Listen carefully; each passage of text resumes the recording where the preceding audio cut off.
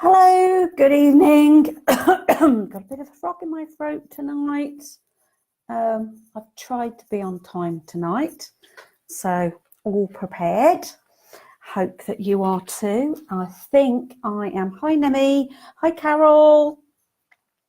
Nemi, I hope you didn't read my PDF and mark it as a school teacher this afternoon. I know there's quite a few school teachers in the group, and one thing I'm really scared of is when I do a handout that one of you is going to mark it and send it back with big red squiggles on it. I'm going to try and keep up with us. Hi, Linda. I'm going to try and keep up with us on my phone so I can see the comments, because this is only my third ever live. As I say, I was teaching offline before this, so yeah, this is all new to me. Don't know why my phone is not coming live. Oh, there I am. So hi, Laura. Laura has been doing a wedding fair today. Put a thumbs up if it went well, Laura. Hopefully, if we can wake Andrea up. Andrea has been doing a wedding fair as well today. Hi, Deb. Give me a thumbs up if you've been doing a wedding fair today. I don't think Andrea's awake because she hasn't come online yet. Hi, Stephanie. The daily challenge from the last few days, Stephanie and Carol won for the last ones, and I am arranging their bespoke one-to-one tutoring, speaking to me. One thing I've got to say, yes, it's on my admin. The daily challenge is still on. There's lots of videos and PDFs in this group that cakey people could really use. So please share away. People can still enter the groups and you can still win prizes. Now, one thing I've forgotten to do is to get Mr. Cake Biscoat to help me do the draw earlier, because we've been out for food just. Another curry. We've been to the Lodge Balti House in Shenstone, so we haven't done that. So I'm going to draw 3 out on Tuesday night. So don't forget, we're not here tomorrow night, and we've got the extra night on Tuesday, and then we've got Friday for the big draw. My phone has stopped. Yeah, Friday, we're going to be doing a mop-up session. There's going to be some exciting stuff. And the big competition, the draw, will be on Friday. I'm going to announce some more prizes over the next 2 days, because I think we can give away more in that competition on Friday. And that should be it. So make sure that you're up to date with your challenges. Make sure you're up to date with the daily share. Hi, Anne. Hi, Julie. Hi, Linda. Hi, Abira. I hope I've pronounced that right. Katie, you're on as well. Gemma, lovely to see you. Yes, the daily challenge is still on. Make sure that you've been doing the challenges. And yes, another point of admin. I didn't put a challenge up for last night's live, which was, if you've caught up and you're up to date, it's secrets of social media. I've put the PDF in the group this afternoon, the one I was on about. I'm frightened that Andrea and Nemi are going to mark. I hope there are not any more school teachers in the groups. Last night I didn't put a challenge up. What I'm going to do is I'm going to post the challenge for day 3 later when we finish this live. But get your pens out. The challenge for day 3 is read the PDF, and I want you to answer one question. I want to know what the big occasion was for me last year. Really important occasion for me, and I took part in it. Now, I don't want you to answer it under the challenge, and I don't want you to answer it here. Keep it safe, keep it secret. But when it comes to the big competition draw on Friday, you will need to be able to give me the answer to that question. So I'm making you read that PDF. It's good for you. Take your medicine.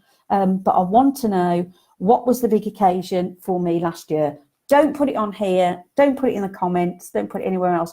Just keep it safe, because if your name is drawn out in the big competition on Friday for the free place on the Capepreneur program, that's the 8-week course that's coming up, you will need to answer that question. And if you don't, we'll move on to the next person. So make sure you've done all the challenges.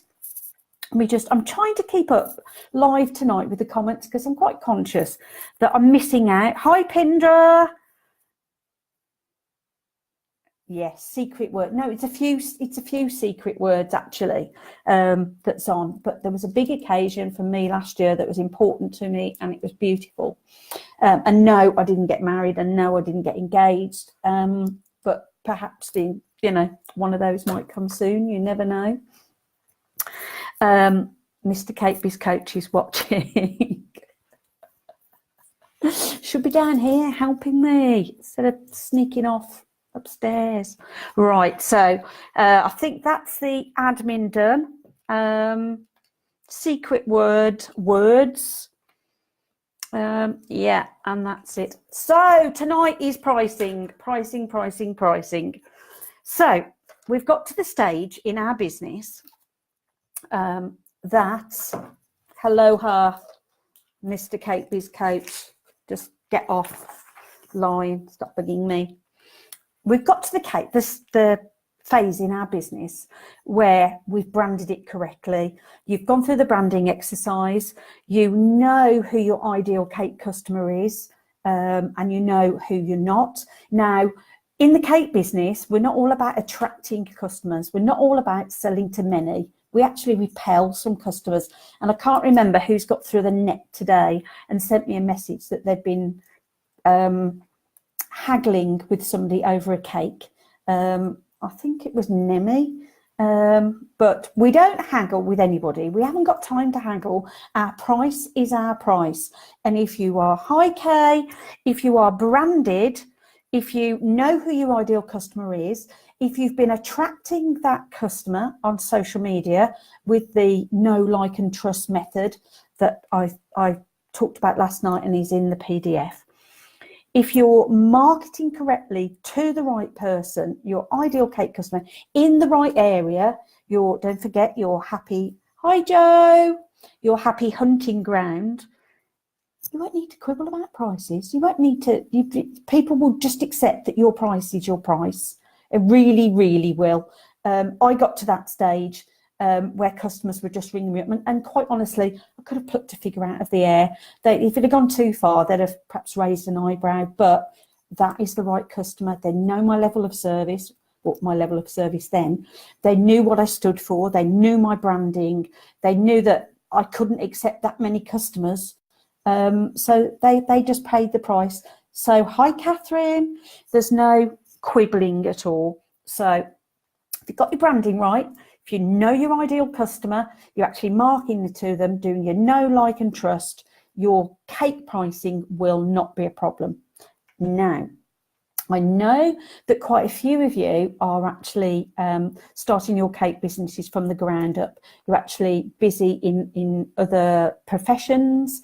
We have doctors, midwives, teachers, lots of people in different professions, people that work in restaurants, and they are trying to build their Cape business up from the start. Now, don't be cheap. Don't start out cheap, because you can't go high if you've got a reputation as cheap, if you've done something for cheap in the past. So you've got to stick to your guns right from the start, even if you haven't started, even if you're doing this as a little bit of a side hustle. So let's take a sip and let's go through. There are different methods of pricing, but my successful method, oh, and by the way, that's dandelion and burdock. I'm absolutely crazy on dandelion and burdock at the moment. There's lots of different pricing models, but the one that works for me, the one that covers all avenues, is my CHOP method. Now, if you've got a pen and a paper, hi Katie, hi Catherine. My CHOP method, CHOP. Now, If you've got a pen, you can write this down. If not, I'm going to quickly put another PDF together tomorrow for you, but I need to give you the background to this. I need to give you the heart and minds behind it. So CHOP. C stands for cost of goods. H stands for hours of work. O stands for operating costs, and P stands for profit. Let's start with a P first. If anybody remembers Gold Rush, I'll have a P. Perhaps it's just me. I'm just old. Give me a thumbs up if you remember the Gold Rush. Right. Profit. I always get challenged by my Cake Boss students, my Catepreneurs, when I talk about profit. Why do we need to charge profit? Why profit on top? Aren't I expensive enough? Right. There are many reasons to charge profit, but you are not going to be working 12 months of the year. You might want to work 12 months of the year, but that's not a successful cake business. A successful cake business is when it actually gives you a successful life, when it actually allows you to go on holiday, it allows you to spend time with your loved ones, time with your children, just like me, time with my grandchild now. So you will not be working in your cake business 12 months a year. I want you to look at your cake business and say, right, I used to get 5 weeks holiday. When you go into this properly, but start from the beginning, I used to get 6 weeks holiday a year.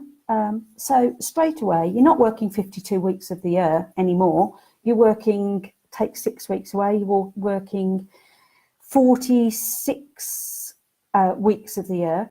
You might want to take more downtime than that and thinking, well, this is my own business. I'm my own boss. I'm going to take 10 weeks off a year. I'm going to take the whole of the summer off or whatever. But profit, you're not going to be working for 52 weeks of the year. So you need something to sustain you. The bills still need paying. You still need food in the cupboard. You still need utilities paying. You still need washing powder. The dog still needs dog food. You need to pay for this holiday. So profit goes towards paying for these weeks off. So, but you need to keep in mind, how many weeks am I going to work? So if you're going to work 48 weeks or you're going to work 40 weeks, let's just say you're going to work 40 weeks a year. And I will reiterate, even if you haven't started your cake business, this is how you are going to work things out. So you're working 40 weeks of the year. We're talking about profit. We've got to cover our costs. Also, sorry, my phone just went ping. Don't know what's happening. Also, you may be sick. You may fall ill. You might not be able to work for 4 weeks. A bad bout of flu, you need somebody else to carry on your business, so you might have to pay somebody the money to cover your costs. I'm in a community of cake makers where we lean on each other quite a lot, but if I'm asking another cake maker to cover my orders, I've got to pay that cake maker. So again, this is a sickness insurance. So this pot with profit in needs to build up and build up and build up to cover sickness, to cover holidays. You might want to take 2 weeks off to go on a fancy cake decorating course abroad or something, or, you know, you're not going to be working all of the time, but you need money to sustain you. If you look in my book or you've downloaded it for only $2.99, it will give you lots of reasons why you need profit. When we're setting profit margins, have a play about with profit margins. If you're a bit nervous, if you think your prices are near the knuckle to begin with and you don't feel, keep your profit margin low. Start with a 10% profit margin, but you need to push that profit margin up. That P needs to be pushed up as near to 50, 60% as soon as you can. So with your P, that is percentage profit margin. With your O is operating costs. Now, you could sit there forever and work out your operating costs. Your operating costs, the Wi-Fi in your house. Well, you're not using it exclusively for your business, but if you didn't have the Wi-Fi in your house, you wouldn't be able to run the business. So either give yourself the whole of the Wi-Fi cost or a portion of the Wi-Fi cost. You might have needed to purchase a laptop or purchase an Apple Mac That's an operating cost. Operating cost is your washing up liquid, your dishwasher tablets, your pans, your everything. The list is endless. You have operating costs. Now, people say, well, what about my gas? What about my electricity? With your gas and electricity, my arrangement or agreement with my accountant is I charge the company, £5 a week to rent my kitchen, and I charge the company £5 a week to rent my office space, so it pays for the electricity and the heating in that office space. So there's only £10 a week, but and you know, £40 a month for the use of the kitchen and the use of the office, and that's to have the heating on and to have the lighting on. Obviously, if your cooker, most people have got smart meters now. If your cooker is using more and more and more, add a little bit on. You can take a baseline when you're not using your cooker in the kitchen and see how much you spend during the day. And then when you're having your bake days, I'm taking it that not every day is a bake day, you can see how much you actually use and actually put that onto your operating costs. The list of operating costs are endless, but they have to be covered. Your mobile phone is an operating cost. You can claim the whole cost of your operating cost of your mobile phone each month, because without your mobile phone, how's anybody going to, you know, contact you? If you're printing out quotes, the ink and the ink cartridges, that's an operating cost. Cleaning the kitchen floor, the clean fluids and new mop, operating costs are massive. Now, if you add up your operating costs over 12 months, your £40 a year for your office and your kitchen, your loan repayment for the new cooker or the new laptop, something else just came into my head then, your public liability insurance is an operating cost. Everything that you have to pay out for, which is not cake boards, cake ingredients, is an operating cost. If you add all of that up over 12 months, what it comes to, and just plucking a figure out of the air, say that comes to £2,000 a year in operating costs. That £2,000 a year operating costs has got to be paid back somehow. But if you have decided that you're only going to work 40 weeks a year, that operating cost of £2,000 needs to be divided by those 40 weeks. You can only earn and cover those operating costs in those 40 weeks. So your £2,000 divided by 40 weeks gives you a figure per week to cover your operating costs. Now, I'm absolutely rubbish at maths and I can't use a calculator on my phone. So let's say that your operating costs have come to £300 a week. I've just plucked that out of the air. So your operating costs to cover you for the year are £300. The next thing you have to decide, going backward to hours, are hours. How many hours a week can you work? Not do you want to work or will you work? Can you work? How many hours a week? How many hours can you actually work producing the goods that are going to sell? I'm not on about empty hours like doing the social media, doing other sort of admin tasks, but how many hours can you actually dedicate to actually churning out those cakes that will actually bring you in some money? Just excuse me a second. I show you it's dandelion and burdock. So, hi Rebecca, hi Emma. When I talk about hours per week, and Joe's still watching, on our Cake Boss course, we actually get people, hi Lisa, doing the exercise where we say, right, how many clean hours have you got a week where you can churn out cakes? Particularly if you've got another business, particularly if you're a teacher in a school, how many hours can you actually give to baking and being in your business, when you actually work it out, and this is not hours when you're with the children, that is not a successful cake business. That's not a successful life. I know most of you are probably doing it at the moment, but you need to move away from that. You can't be balancing a child in one hand and trying to run a cake business in the other, particularly when you're trying to decorate a cake. So let's say that you've got your own cake business and you've got 30 hours a week where you can actually be at the coalface making cakes that are going to produce a revenue that you're actually going to sell. Well, those 30 hours that you work, we're still in operating costs. We're still in the O of the word chop. Those 30 hours a week need to give you at least the £300 revenue. So per hour, 30 divided, is that a £10 an hour? I think that's £10 an hour you need to earn in those 30 hours to cover your operating costs. So hopefully you've got that. I will put a PDF out for this, but that is operating costs. Hours of work. How many hours are you actually going to work a week?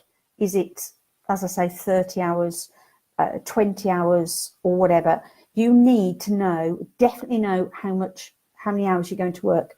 Now, if you've given up work and you are replacing a wage, it might be a wage, you might not be able to, particularly if you've had paternity or maternity leave, or like me, you've retired, you possibly won't be able to replace the massive wage that you're on initially. I'm saying initially because you can go to the top, you really can.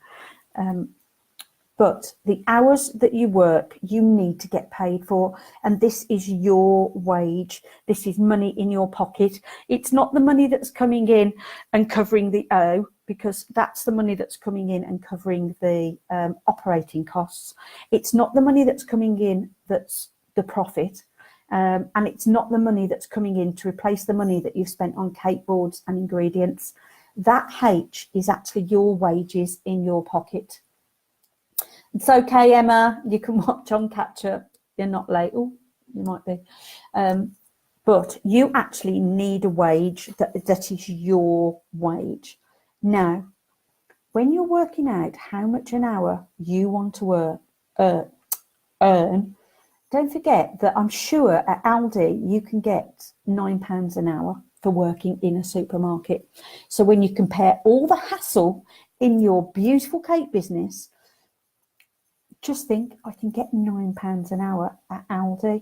It's probably more now. So wouldn't it be a lot easier to just go to Aldi, work there, put your coat on, come home and be the person that you want to be? No. So we want to earn more than £9 an hour.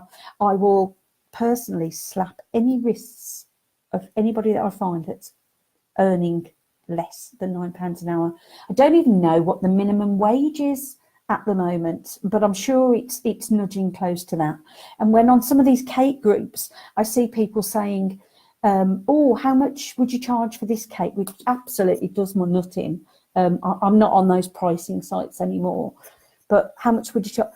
They're covering their ingredients. They're not covering their operating costs, and they're not even paying themselves a wage with the prices that they're charging. You know, they're making cakes as a hobby, and they're actually paying for the benefit of making those cakes. It's absolutely ridiculous. Hi, Helen. £9 in Aldi. Good Lord, I work in a pharmacy for £8. Nemi, I'm not sure it's £9, but it was, I'm sure it was a year or two ago. So yeah, if you're I think a pharmacy might be nicer though. It's nicer stuff. It's got perfumes and creams and all of that in there. So Aldi, you're lugging boxes. But the point is there. Do not pay yourself less than the minimum wage. Do not go below, hopefully, £8 and 8p an hour for Nemi. You are worth it. You haven't got a business if you're not paying yourself a wage. You haven't got a business if you're not covering your operating costs. And that is all above your cake boards, your cake boxes. Now, I'm hopefully going to come back and talk about your marketing budget. Your marketing budget sits in your operating costs. Now, a bit of a challenge to you.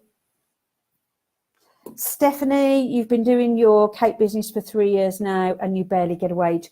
Stephanie, will you promise me now that we'll work on this? Please, please, please. You've got to take a wage. You've got to cover your operating costs. I'm sorry, I'm not shouting at you. It's important. You've got to cover the cost of the cake boards and everything. Now, I talked about a marketing budget. We talked about marketing the other night and how to spend on marketing. The marketing budget sits in your operating costs. If you've got no Scooby-Doo about what to set as your marketing budget, to begin with, set yourself £10 a month as your marketing budget. I tell you what, that'll really make you think twice about where you put your marketing money. Hi, Lisa. I had a little chat the other day with one of the cake ladies on here. I don't think she's come on tonight. I think she's gone out somewhere. But she was on about advertising in a magazine. It's a fantastic magazine and it's going to cost blah, blah, blah, blah. No. You've got that marketing PDF that I gave you the other day. There's lots of ideas there. When you go to Fate or make something or make a prop to put in a florist or wedding cake window, that's the cost of that dummy and that material and that time is coming out of your marketing budget. When a charity, oh, don't get me going about charities. Don't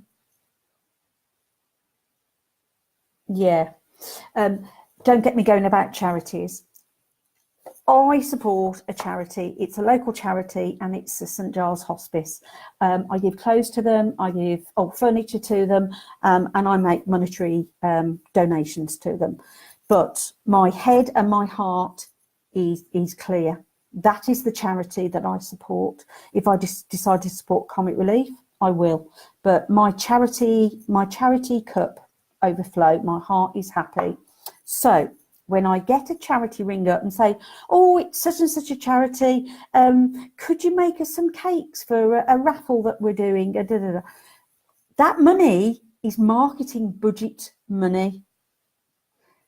Do not let your marketing budget money be spent by somebody else. If you decide that you're going to support this charity and if you think that you're going to get the return, don't forget where I was talking the other night about you actually purchase customers.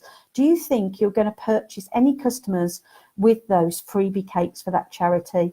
No. If you just want to give them a cake out of the goodness of your heart, yes, but it's not good business strategy. What I normally do is I tell the charity, thank you very much. We have our business for this. People always feel awkward about talking to, but a good strategy is, thank you very much. Got our charity that we're supporting this year. We'll take your details and we'll have a think about supporting your charity next year. And twice within my cake business, I changed charities, but I don't change it on the fly as soon as I get that phone call. No, I think about it and I support it out the goodness out of my heart and not out of my business. It is not a good marketing strategy to jump at the offer of doing a cake for a charity. It doesn't make business sense and it isn't marketing sense. Hop over the fence. If you want to do it out of the goodness of your heart, out of your money, do it. I'll shut up now. Set a marketing budget. Marketing budget comes out of your operating costs. Hi, Trendy Wendy.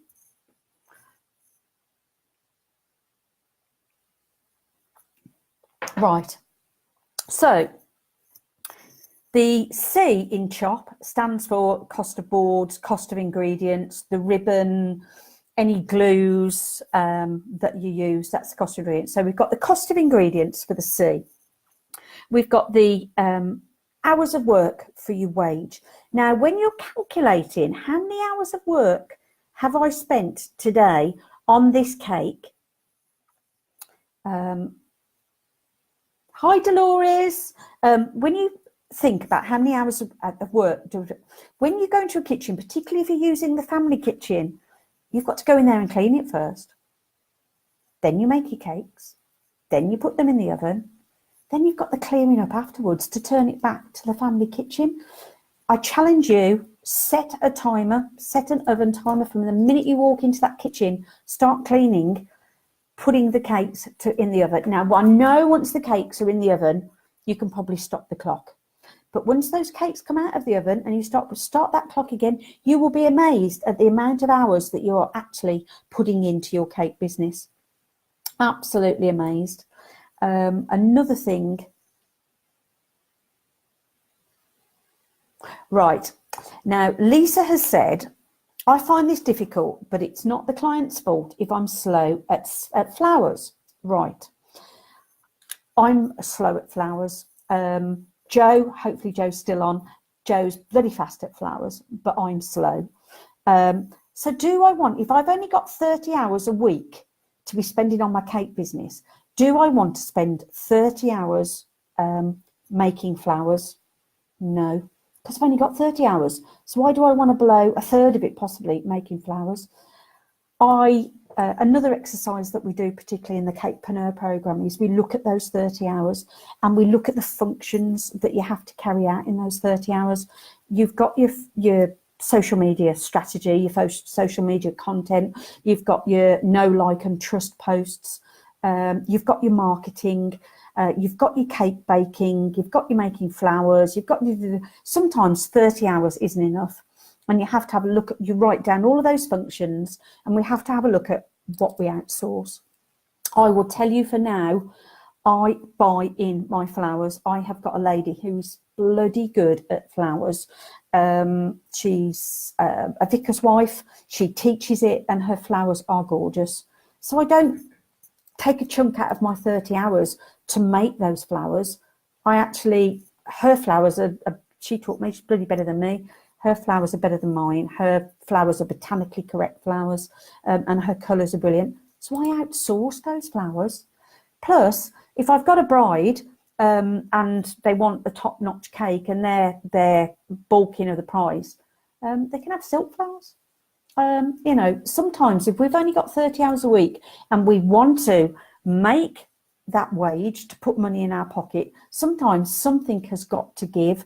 You have to process map the functions that you've got and the time that you've got and what is the best use of your time. Hopefully Lisa knows exactly who she is.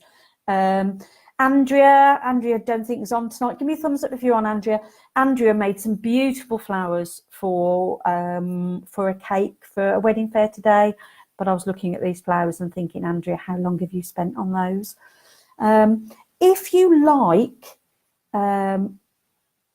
If you like making flowers and it's very therapeutic, in your not working hours, if you want to sit down and knock up a load of flowers, they do keep.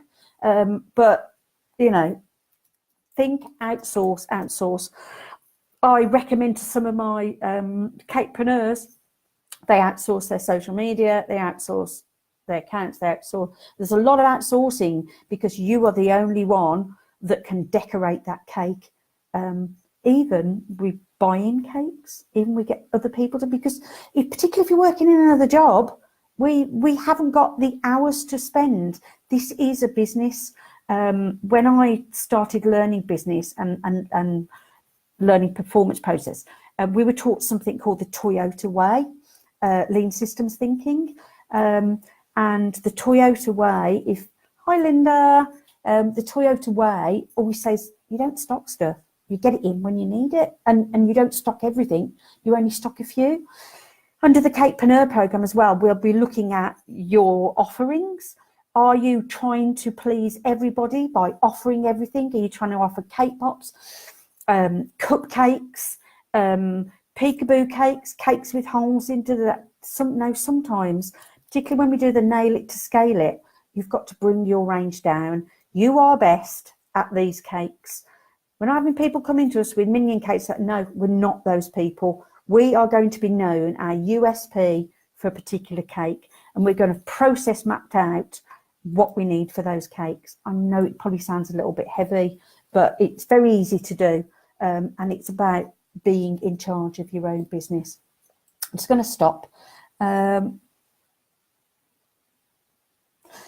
Yeah, Laura, I know someone who buys their sponges. I've done that in the past, and I've used Sweet Success, particularly if I'm doing something else and somebody else wants a wedding cake. I am a cake decorator. I am a bespoke sugarcraft artist. Burn me as a witch. I use cake mixes when I make my cakes, because they come out perfect. The mixes are here, and then I just put in the eggs and the water.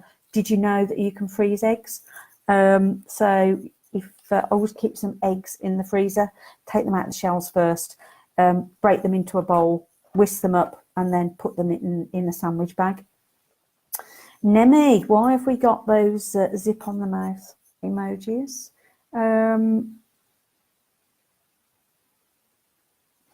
Right, I'm just going back on because there's a lot of chatter. Slow at flowers. Dolores, should you only charge if you're registered? I don't know what that is, Dolores, but if you are making cakes and selling them, it doesn't matter, you call yourself a hobby baker or whatever, you are in the cake business and you must be registered, or else you'll be prosecuted. There's no such thing as a hobby baker that just gets the cost of ingredients covered. No, no, no, no, no. You can still be prosecuted. Yeah, Carol knows the lady who makes the flowers. She's absolutely perfect at them. And if you give her enough notice, and then you just put the cost of that onto the cost of ingredients, you haven't taken up your time making those flowers. If you're bloody good at flowers, why not make some flowers and sell them to other cake makers? That's a really good side hustle. Would you advise a customer of what you're outsourcing?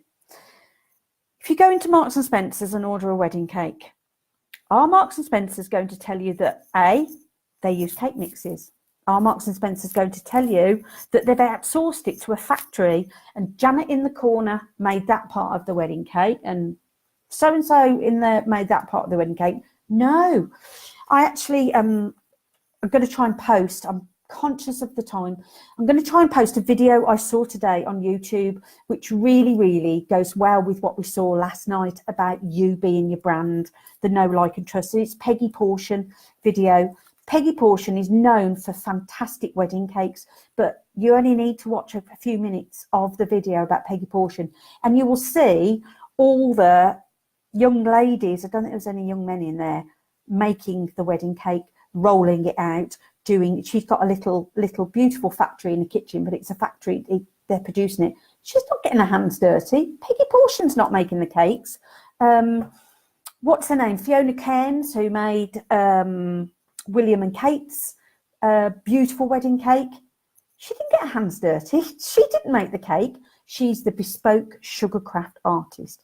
If you're designing the cake, if you're selling the cake, you're the face behind the cake. So you don't need to tell them that if they've tasted the sponge on a cake tasting session, you don't need to tell them that it's a mix or what's happened to it. Hopefully that's, without going too mental, that's what makes it. So I wouldn't advise a customer that I'm outsourcing, because we'd be there all the time. And does Polly Portion and does Fiona Cairns? No. So Katie, I outsource Sugar Figures, Works a Treat. Don't have to tell your customers unless unless it's somebody particular. I am, although I've taught at the College of Food, I've taught modelling. I hate modelling, and I wouldn't say that I'm in the top flight of modellers. I would always, if I did cakes now and needed a model, I'd outsource it. I know somebody who's brilliant, lives nearby at making models, but I wouldn't tell my customer. If they've asked for a cake with a model of this, I've sourced it. Yeah, buying sponges in, sometimes, particularly if you've got another job, you haven't got time to bake, you haven't got time to, you can order in bulk from, and I would order in bulk from places like Sweet Success, because the delivery charge is only one delivery charge, and you can pop the others in the freezer. Yes, shock horror, freeze cakes. If you've never frozen a sponge cake, not a covered cake, try it and do the taste test. You cannot tell the difference if they're thawed out properly, and I don't freeze them for long. Andrea, no, you're still not on, but Andrea was baking yesterday when we happened to speak, one of my Cake Boss students, and she said she got a cake in the oven, and I shouted at her a bit. I said, cake in the oven? If your oven's on, your oven's on. Fill it full of cakes. That electricity can cook all of them. Your time is your time. Fill that oven full of cakes and freeze what you don't use. So, Nemi, she's always panicked about sugar flowers. Yeah, outsource the whole cake, because that is what Peggy Portion and Fiona Kearns are doing. They are the fantastic designer. Their name and their brand is over everything, but they're not getting their paws dirty. They're not there in the cake mix. They're not rolling out. There's other people doing it. So don't be afraid. And I tell you what, if you want to get to the top, you're going to have to learn to outsource. It's not a cottage industry. We're on about being successful in the cake business. We're on about actually giving you a good wage and a good standard of living. Katie's saying that Sarah's good. Pindra never thought of doing that. Ask Emma, who does customer need? As Emma asked, does the customer? No. And ask Peggy Portion if she tells her customers the name of the people that rolled it out or made the flowers. She doesn't. As long as you know that the person that you're outsourcing to has got a food hygiene certificate, particularly if they're making sugar flowers. If they're making sugar flowers, yes, but just make sure that you know where you're sourcing from, because at the end of the day, it's you that's actually responsible. But I've never had any problems. Hi, Cassie. Right, Gemma, are cake mixes cost effective? Possibly not, but I don't think there's much difference between a cake mix and cost-wise and scratch baking, throwing it all the flour, the eggs. The thing about the cake mix is I can store as many cake mixes as I need, and I can keep the eggs, the water and the oil, and I can knock one up, and they never fail. They never fail. They're lovely. They're moist. Now, one thing we talk about on the Cake Boss is cake crumb. Now, because customers have been buying cakes from Waitrose, Sainsbury's, Marks and Spencer's, they've got an actual feeling for what a cake is like, the cake crumb, the bubble on it, and they're all mixes. They all use. I help and liaise and teach a big professional bakery that produces wedding cakes, birthday cakes in Birmingham. They're all cake mixes. Every bakery uses cake mixes. Nobody uses scratch. Hello, Amanda, spying on me. Hope your hangover's gone. Right, let's see if I can get going on this. So I just want to check that there's no more comments. Let's go back to Chop before in the last 2 minutes, because I want to keep this short because it's Sunday night. A lot of you have got things to do in the morning.